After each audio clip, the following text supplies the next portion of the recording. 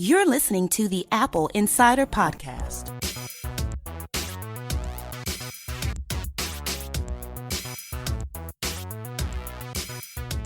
Welcome to the Apple Insider Podcast. I'm Victor Marks, and joining me is the one and only William Gallagher. Sorry, I can't quite hear you through these dreadful old 2019 non-Pro AirPods I've got that suddenly just seem worthless and awful. Otherwise, hi, how are you? I'm great, and I'm also not worthless. So, okay, there we go. The AirPods Pro, as it were. First of all, I understand why you wouldn't want to be seen talking to anyone whose AirPods are not professional. Well, frankly, yes. Plus, I'm a writer, so the idea of AirPods Pro isn't as good as AirPod Pros, if you see what I mean. Right, so the AirPods Pro are now available in Apple stores worldwide. Congratulations, everybody. You can get them, even if you're in remote, far-flung regions of the world like William. Okay, I could walk down the street if you're right in now the wilderness like William, you could have gotten AirPods Pro. So what makes these things different? I mean, how are they better than the existing second-generation AirPods? Well, I can tell you that the thing that appeals to me is the noise-cancelling feature. I have been looking at noise-cancelling headphones anyway. The only trouble is I've been looking for about a year ago. I was with a guy who showed me a Bose noise-cancelling, and it was so good. I really wanted it. But they were about $350. Yeah, the Quiet Comfort and stuff. Yeah, that's the one. Yeah, I really liked it. I really fancied it. But obviously couldn't justify spending that money for the odd time. So the fact that these have them built in, that's very appealing to me. In fact, the only thing that doesn't appeal to me about them is that I've already got the last one. So it feels you need to complete the set, William. You've got the first generation, now the second. You need to complete the set. You have to have them all. So active noise cancellation, for those who aren't familiar with it, is the interesting technique of putting microphones on the outside of the ear, listening for noise, and then playing the inverted frequency to cancel that noise out so that you simply don't hear it replicated through the speakers. It's amazing, isn't it? The great use of science. Yeah, absolutely.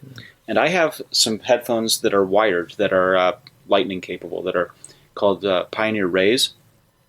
And Pioneer put 6 microphones on the outside of these things just to make sure that they could catch it all. Goodness. Brilliant. Really works well. So what Apple's done is they have taken AirPods, they've added rubber ear tips. And the reason that you do that is that you have better isolation between the inside of the ear and what's coming out of the speaker from the microphones on the outside. It makes both passive noise cancellation just by isolating you better, and it also makes bass reproduction better, it makes sound reproduction better, but it also separates the external mics from the internal speaker and makes active noise cancellation work that much better as well. So if you've got a pair, when do you find you use noise cancelling? Noise cancellation works in situations that have consistent noise. So the loud burst of sound doesn't get canceled, but the noise that is relatively steady, like on an airplane, or like heavy traffic, or wind, can get canceled. What about, I used to work in newsrooms and I kind of like the buzz, but is that the sort of thing it would help with? If it's a relatively consistent buzz, then yeah, absolutely. Now, speaking of newsrooms, that's an interesting thing. So there have been some studies done that have suggested, we were talking about mechanical keyboards in the background, in the Apple Insider cabal. We were almost at Mac and N cabal. It's been years since we had one of those. In the Apple Insider cabal, we were talking about the sound of mechanical keyboards. And there have been some studies done that suggest that the sound of 2 mechanical keyboards banging away, or 2 typewriters banging away, actually increases productivity. And that having gone to quiet keyboards has reduced productivity just by virtue of the effect of the sound on you as while you're working. So actively canceling out the newsroom might not be ideal for you. Okay. In all fairness, I should say newsrooms have been in the last 5-6 years are deathly quiet compared to what they used to be. But you're saying what I should do is play. Apple should add ambient sound of typing to HomePods and have them playing in the middle of a newsroom. So it's funny you mentioned that. Better. It's funny you mentioned that. So Dark Noise, which is the app we've mentioned a few times now, actually has a mechanical keyboard sound in it that you can play as background noise. And I've placed a feature request to try and have multiple mechanical keyboards typing in it. He's working on a feature that allows you to play multiple sounds against each other, but I don't know if I can get him to do two of the same sound for me, which I really would like. Can't you just record it all twice and then join them together? There are limits to my... No, we're moving on. So these things, these AirPods Pro are very similar to the former ones. The form factor is a little bit different. The case weight's gone up mildly, but the you get 4.5 hours of battery life instead of 5 with active noise cancellation turned on, 5 with it off, of course. And they are now IPX4 for water resistance. So generally better in every way, except for the people who don't like the little rubber noise tips on them. But otherwise, the big difference is that active noise cancellation and adaptive EQ. I say I don't often stress test my AirPods, but yesterday I must have had them on for 6 or 7 hours in different points, and what with putting them back in the charging case every now and again, I lasted the whole day very easily with them. I was very grateful on a really boring train ride at the end. So, okay, as in half an hour off of that. Now, they are commanding a premium price, right? Formerly, you could buy AirPods without a wireless charging case for $159. You could buy with the wireless charging case for $199. So how much do you have to give up for your AirPods Pro? Because we are pros, aren't we? Stab in the dark, $249, and no choice about the case. Yes. I gotta say, I really like the wireless charging case. I have a key charger from Anker next to me, and when I got in last night, I just left the AirPods on there, and this morning, happy and gorgeous. Thank you. I like to think of myself like that too. Yeah, I'll plug you into the mains every night and see what happens. Okay. Apple is planning on selling up to 80 million 5G iPhones in 2020. Now we're gonna talk about the earnings call in just a bit, but Apple plans on shipping 80 million new 5G iPhones. This is coming from a source and being reported in Nikkei Asian Review, so take it with a grain of salt. But it's certainly on the books, right? We've been talking about this. It's probably going to come, and the idea is that Apple will use a Qualcomm chip first in 2020, and then use a chip of their own making around 2021 or later. The problem is that 5G rollout has to happen in cities for it to work. And so Verizon's named some more cities that they're bringing 5G to by end of 2019. AT&T claims they're going to nationally roll out starting early 2020. As this takes place, it will make more sense, but we're going to see a shift. No one was pining for the loss of 3G when we went to 4G LTE. So 5G will happen. It's just a matter of whether or not all the infrastructure comes into place at the same time. So how do you see this playing out? Apple releases 5G iPhones, but there isn't enough 5G-ness in the world. Yeah, it's going to be a mix at first. Okay. Wonder how that's going to play. Because, I mean, so far haven't we already had places, carriers claiming 5G on the phones when they're not? Yeah, that's AT&T. People buy an Apple 5G iPhone and don't get 5G. The way the world is, I think they'll blame Apple, won't they? Well, it's really clear that if you're in a 5G area, you'll get 5G, and if you're in a 4G area, you'll get 4G. And if you're in a 5G area that's a crowded city, you might get 4G, or your phone will get really hot trying. Has been the history so Yes. far. And so we're just going to have to wait for this to happen. But this is just the way it is, right? You've got devices that need to work with a service. The service has to be in place. What else you can do? Sure. Have you actually used a 5G service anywhere? I have not. No, nor have I. I was looking to test one somewhere and it just didn't quite pan out, at least not yet, and things. So I'm just going by what I read, and it sounds like it's going to be great, but doesn't it always? It does.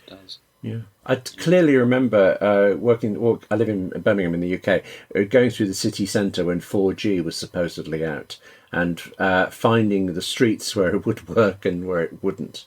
I mean, not intentionally, I didn't go mapping the streets, but I would try it in different places and be happy or unhappy, depending. Yeah. And as we talk about signal like this, it's important to talk about Wi-Fi. Mm-hmm. It's just as much as we talk about the idea of 5G chipsets in phones and 5G service being available, it's important to talk about Wi-Fi the same way, right? So, for example, if you had an 802.11 AC device, like your iPhone, you needed to have an 802.11 AC router in order for it to get the full speed there.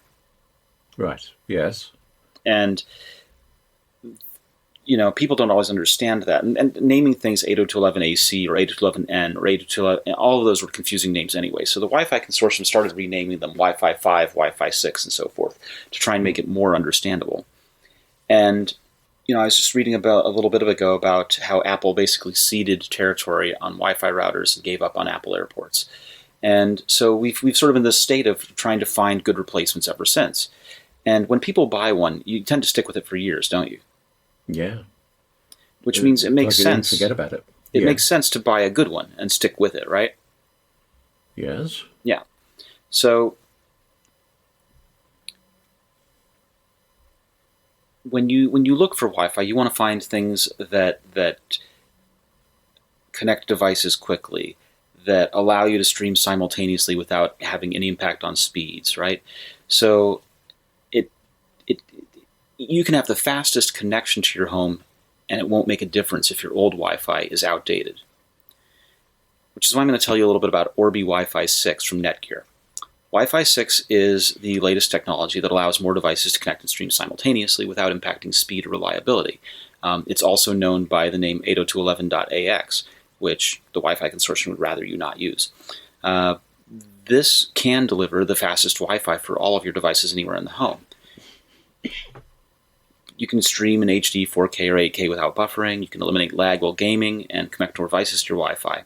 And it's a mesh system as well. Orbi is a great mesh system. So Orbi Wi-Fi 6 is like upgrading your Wi-Fi to first class. And if you're ready for the best Wi-Fi ever, you can get it from Netgear and never have to worry about Wi-Fi again. Check out Orbi Wi-Fi 6 at netgear.com/bestwifi. That's netgear.com/bestwifi. And we want to thank Netgear for sponsoring the podcast. I still so clearly remember trailing Ethernet cables around the house before Wi-Fi was a thing. Oh, actually, I was supposed to distantly remember using the phone lines on the thing as well. Both myself and my wife Angela would tie up the phone for hours for it. You're supposed to do that talking to each other, not just logging onto Facebook. But, it's romance of a sort. Definitely. So I'd like to talk about the Apple earnings call. Apple just had the earnings call covering the fourth quarter of 2019. And they had a reported revenue of $64 billion with a profit of $13.69 billion. So specifically breaking that down, $33.36 billion came from the iPhone, nearly $7 billion came from the Mac, and basically $4.6 billion came from the iPad.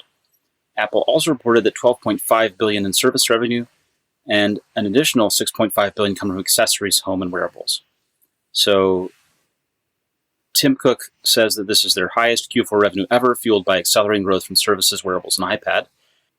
It's interesting, They said that they're predicting revenue in the holiday quarter of between $85.5 billion and $89.5 billion. That gross margin for the first fiscal quarter of 2020 is expected to be between 37.5% and 38.5%.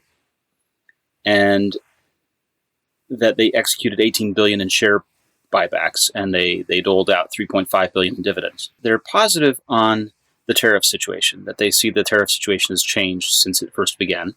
They are preparing to ship Mac Pro. They didn't exactly say when, but that's definitely happening. And we've, of course, heard more about that. We've heard things like the Mac Pro is going to ship with a silver and black keyboard and the Magic Trackpad. And so it's similar to having a custom option like the black trackpad of the iMac Pro. And talking about things like AirPods Pro. The AirPods Pro, they see as being a complement to AirPods, not necessarily a replacement. So if you own one, you might own the second pair and have the Pro ones. Now, what we've already seen happening with people, and just anecdotally talking to our friends and such, is that people who buy the Pro version hand down the regular version, or the second version, if you will. And so there are going to be a bunch of people who have AirPods today and also want to have a pair for the times they need noise cancellation. Well, I expect that people tend to just own one pair and hand down the next if they've got someone to hand it down to. They haven't exactly figured out, and Cook acknowledged this, they haven't exactly figured out what the upgrade cycle looks like on the Apple Watch. They're still working on what that comes out like, but people are clearly upgrading. The thing that I think it's important to note is that when they talk about services and stuff like this, that Apple has always been built on the strength of the software. Yes, they've always made hardware, but it's always been, in the early days, it was Mac OS. And with the iPod, it wasn't that they had a portable device. There were tons of portable devices out there. It was that they had the software that made the iPod great and iTunes that worked with it. And back when iTunes was great. And, now they're talking about giving away a year of Apple TV Plus for free with qualifying hardware purchases. For them, that's a bold move. Cook thinks that, Cook seems to suggest, as if it's a limited time promotion, that they're not doing that with any other services, but also not to rule out that they could do that with other services. It's possible. One of the things that Cook said on the call that stuck with me was there will be a day in the future when we look back and see that Apple's greatest contribution will have been to people's health. So that was a very strong earnings call, all-time quarterly revenue record for Mac in the US. One of the things that comes up again and again is software quality for Apple. For example, we always talk about bugs, and we're going to talk about bugs in a minute, especially as they relate to accessibility, because accessibility is one of those areas that is so critical to how you interact with the phone, or interact with the Mac for that matter. And we hear that there's almost no time to fix bugs with an Apple, that there's literally zero time to fix older or non-urgent bugs, and that there are many more layers of management since Tim Cook came on as the CEO, that problems don't and can't get communicated upwards, and that there's more difficulty communicating between teams. And so with that, it's difficult to see that these things get fixed because it's the constant rush for the new thing that drives quality down. And until Apple makes some significant changes in how they do things, we're going to continue to see problems with that. When we talk about accessibility, it's especially important because, if VoiceOver doesn't work, for example, if VoiceOver doesn't speak the badge on the back button, then you have a difficulty knowing how to get to back, wherever back is in the interface. If VoiceOver, if you paired an MFI hearing device, if you had a hearing device that you paired with it, and it was made for iPhone, the controls for bass and treble have to be labeled for VoiceOver users. Anything like the selection status of dark light mode toggle in Control Center has to be indicated to VoiceOver users. Basically, there are tons and tons of things that you don't even think about that come up when you're trying to design for accessibility. And in the midst of doing that at the same time as trying to ship this OS with all these changes and then ship an OS for a computer as well and a TV and an iPad that's separate from my phone, all of this stuff, it's really difficult and yet so critical. And I don't know what the solution is other than to say that there has to be some kind of systemic change. There has to be some dictate that says we focus on quality, that we don't release until we're ready instead of being on this yearly cycle. Or just even not doing extreme features so that things grow more evolutionary over time instead of, here's all the new stuff we're doing, which is great for a demo. It's great for a presentation. but it's lousy when you have to use it and it doesn't work, or even there are new bugs that are introduced. And then there always are, especially in these big sweeping changes. So that's my concern, is that Apple is doing great on these financial reports, and I sometimes worry that these financial reports mask some of the problems that the users experience. And of course, if you have problems, if you've encountered problems with software, you can, of course, let me know about them. You can email us, victor@appleinsider.com. But I strongly encourage you to use Feedback the System and file feedback on it as well, because it's the only way that anything gets any attention, is if you tell Apple that they really have a problem. And of course, sometimes they don't get to it, but it's you don't even give them a chance to if you don't file it.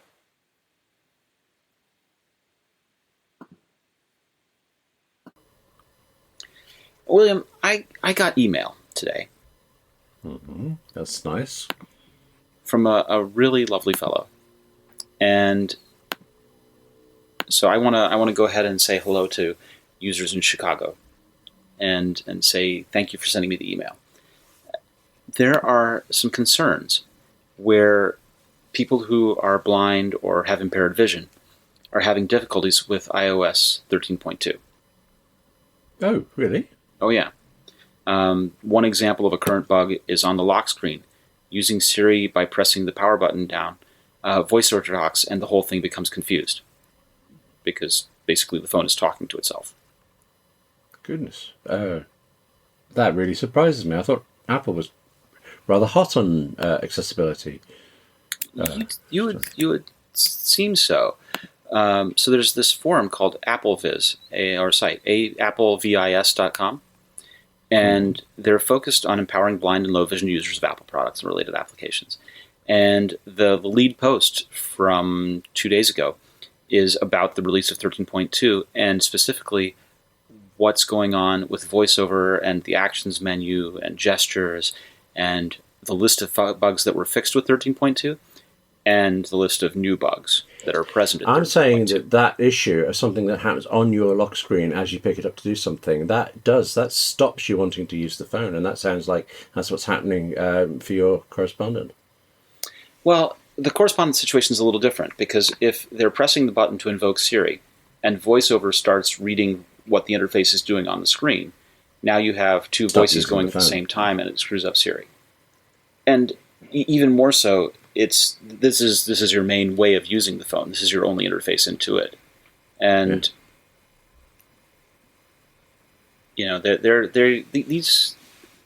this forum talks about things like using a Braille display or using VoiceOver and having an actions rotor, and the actions rotor functionality isn't exactly available where it should be. This is a problem. I think that Apple has a strong reputation for having accessibility, and it's so important that they do everything to live up to that reputation. We should go ahead sometime and spend a week using VoiceOver and really, really understanding what other people do to interact with the phone. Because in the past, VoiceOver was about things, years ago, about reading the screen interface all the way through and then making it easy to tap and trigger things. And now they've got gestures, there's an action rotor, and that's been a while since I've spent time with VoiceOver. I think we need to go back to it and learn more about how it works. Hire somebody who is using it all the time to write about it. Could do. But I one of the things I'm concerned about is when you have people with these other abilities who need to report bugs. Apple is notorious for having not had great bug reporting from people over the past years. Originally you had to be a developer and file a radar. Now you can do Feedback Assistant. But, their advice is if you encounter one of these bugs, email accessibility@apple.com. And I wonder how well that feedback loop works. They're a bit busy. They're trying to do a lot of things. So, give them some slack. Frustrating. Yeah. We were talking about MacBooks, and we keep waiting for there to be a 16-inch MacBook Pro, don't we? We do, and I know where you're going with this, and I have a question for you about it. Tell All me right. where you're going. No. That's not the question. What's your question? Well, as I understand it, the news now is that new MacBooks are coming with scissor keyboards sometime in next year. Does that mean that the 16-inch one we've been expecting may or may not come, but it won't have a new keyboard if it does? Tough call. So we had thought that there might be an event in October. You and I are sitting here on October, what is this today? The 30th? 30th. Yeah. Yes. So we have run out of time in October for there to be an event. I think it's safe to say.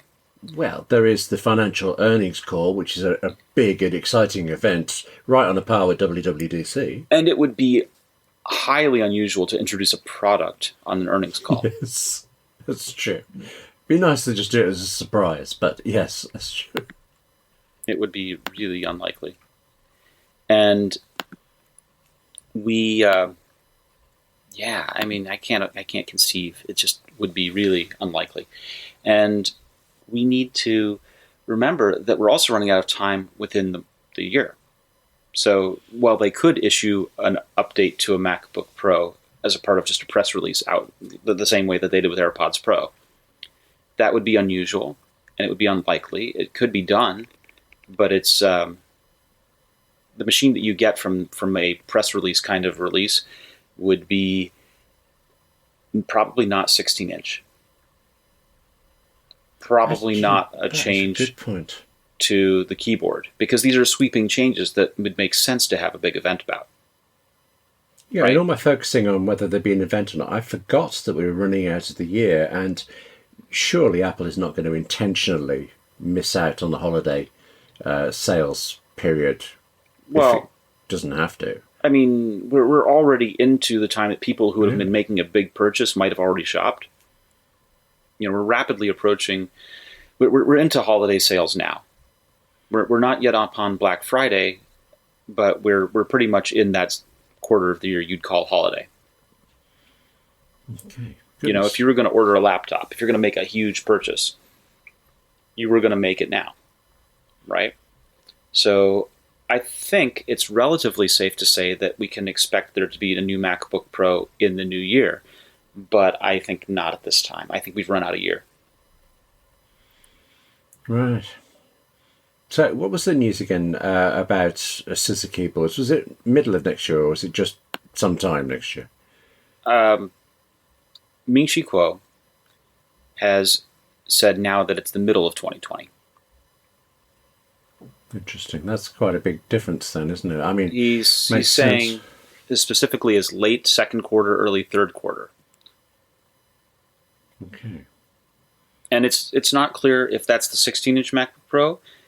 It's not clear if that's an updated MacBook Air. There's really no good indication there. It'd be nice if it was a return of the MacBook. I like that little MacBook. Sorry, that's probably... Okay, so this is a funny thing, right? For years, everyone on this podcast, you know, going back to the days of Shane and Mikey and Neil and all those guys who were on here with us, told me, don't buy a MacBook Air. MacBook Air is dead. MacBook Air is not getting any updates. Buy a 12-inch MacBook. And then they discontinued the 12-inch MacBook. And what happened? The second they announced the discontinuance of it, everyone poured out in a public outcry. How could you kill that machine? We loved that machine. But Apple knows the sales numbers. They know if it was selling or not. You could love it. You could love the idea of it. Did it sell? No, presumably not, but the counter-argument works as well. Even though it didn't sell well, it can still have a special place in my heart. And it can have a special place in your heart without them making another one. Unfortunately, yes, it can. A friend has just written her first book and she wrote it on one of these machines, and you know, it's been a gorgeous thing for her and exciting to see her tapping away in coffee shops. That's great, and I know people loved it, but it was woefully underpowered compared to even the MacBook Air. I would say it could probably come back, and this is just me hypothesizing, not based on any information. It could come back if it were ARM-powered and we get ARM Macs. Yes. With a scissor keyboard? Wait, unclear. I presume a scissor keyboard has got to require a bit more width than the butterfly one. It, So it does I imagine have a it's little bit more unlikely, depth but- to the device when you do that. But, Apple's probably still focused intensely on not making machines thicker. And so it will not add appreciable depth to the machine. And they need to do something. We all agree that keyboard failing is not good. No. I actually haven't experienced. I don't know anyone personally who's had the problem. I just, second and fourth hand, you hear quite a lot of it. And there's also that business of Apple has this repair program, and they just automatically put the new machine straight into it. That kind of suggests a lack of faith. Yeah, they know. And I've been on the receiving end of people typing with faulty keyboards. Now, I have a scissor keyboard on my machine, and I have a faulty keyboard. So it can happen even to the best of us. Okay.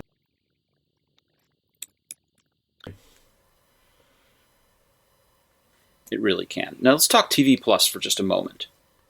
Yes. We know that we talked last time about Disney Plus. We know we've talked about Netflix and Prime and so forth like that. Remember HBO?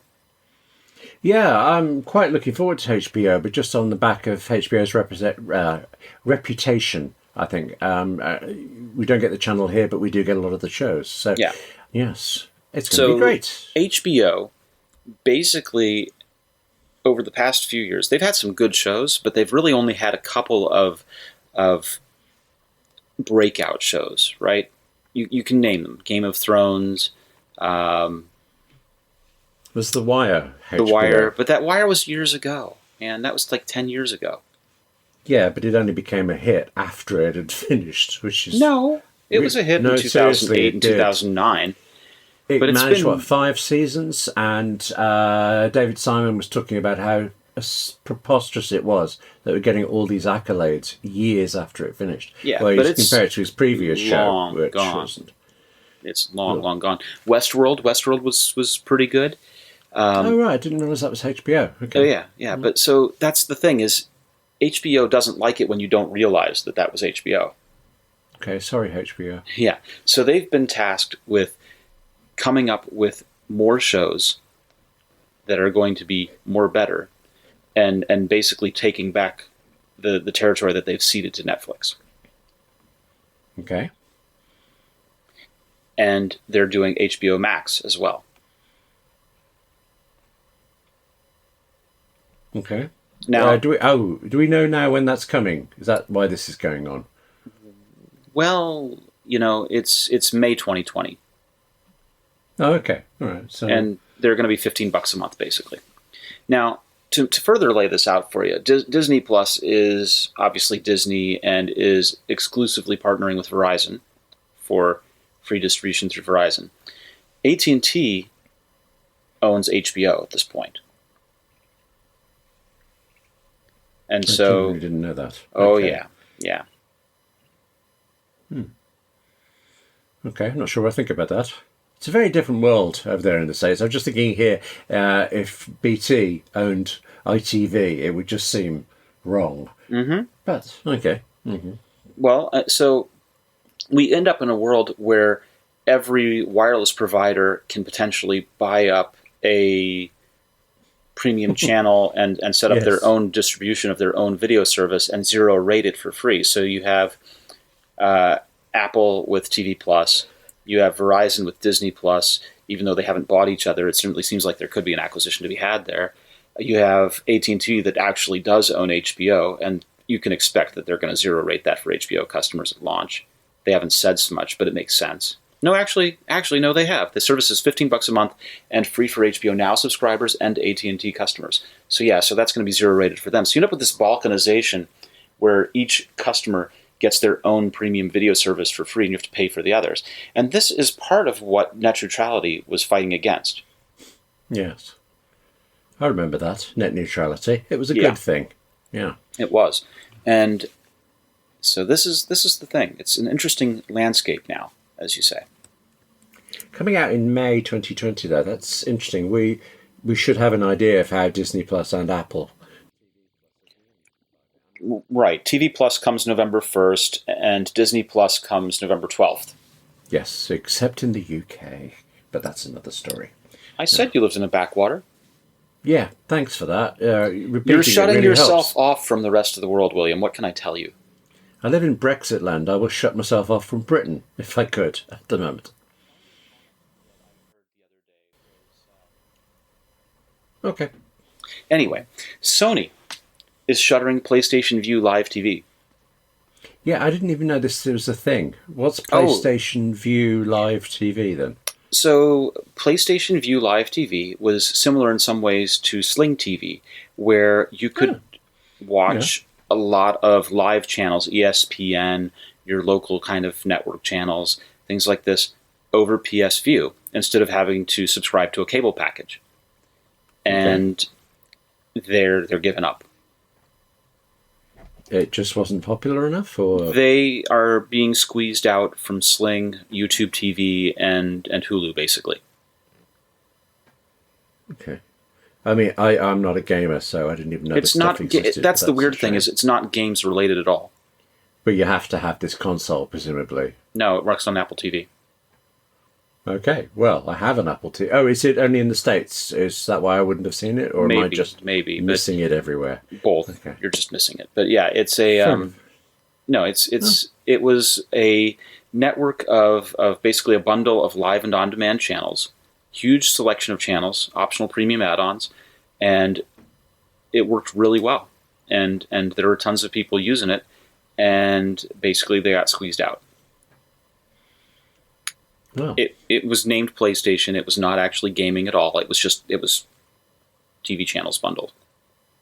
Okay, well then that doesn't sound like the greatest of names for it. I presume they were trying to piggyback on. Well, you know it's Sony. They had to ruin it somehow. Okay, right. That's harsh. Very harsh. Possibly fair. But fair. Okay.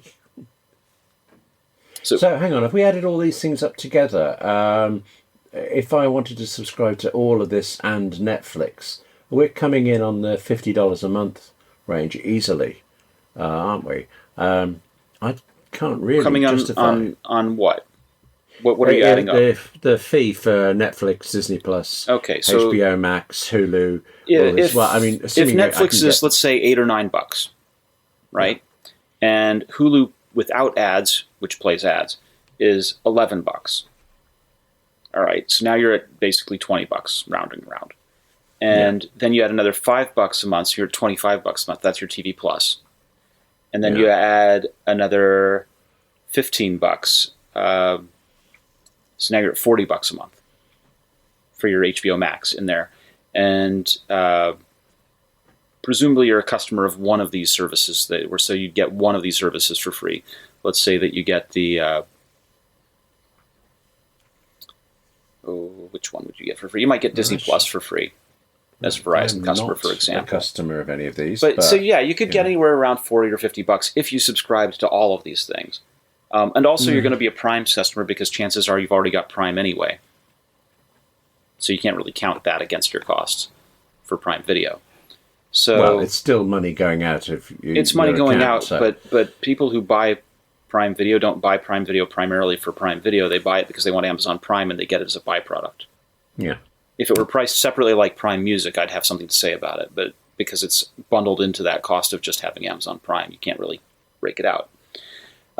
This is something that we discussed a long time ago with the unbundling of TV and cord cutting of TV, which was when you bought a cable package and had internet cable TV at the same time, your costs were priced so that you'd pay about $120 a month.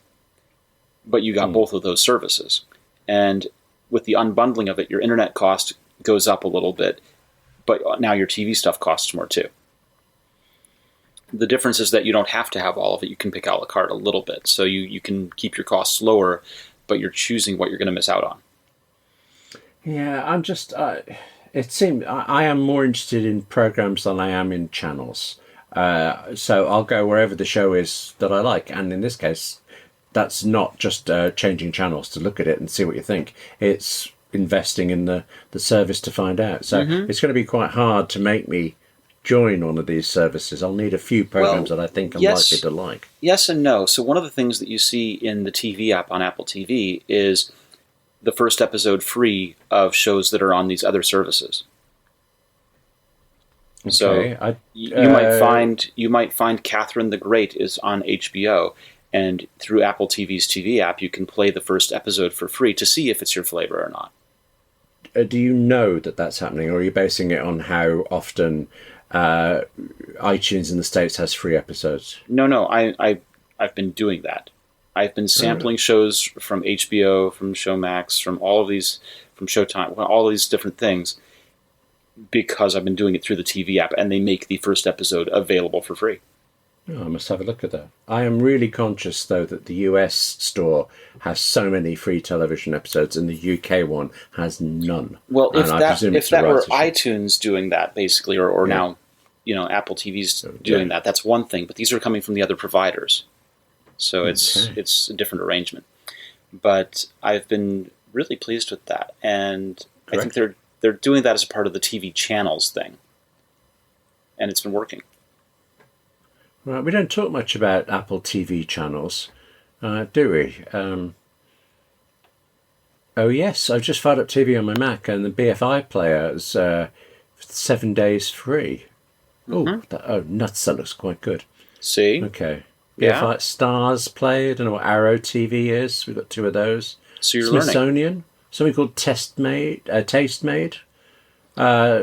it, really. Look if you look in the TV app, there will be things where you'll see about a show, and it will allow you to play the first episode for free.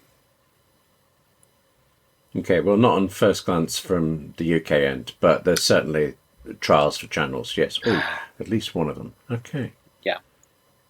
Yeah. Actually, and the other beauty of this is that unlike a cable subscription where you would be signed up and paying monthly and canceling is a giant pain and they don't want to let you do it and all that stuff, you can turn these services on and off at will.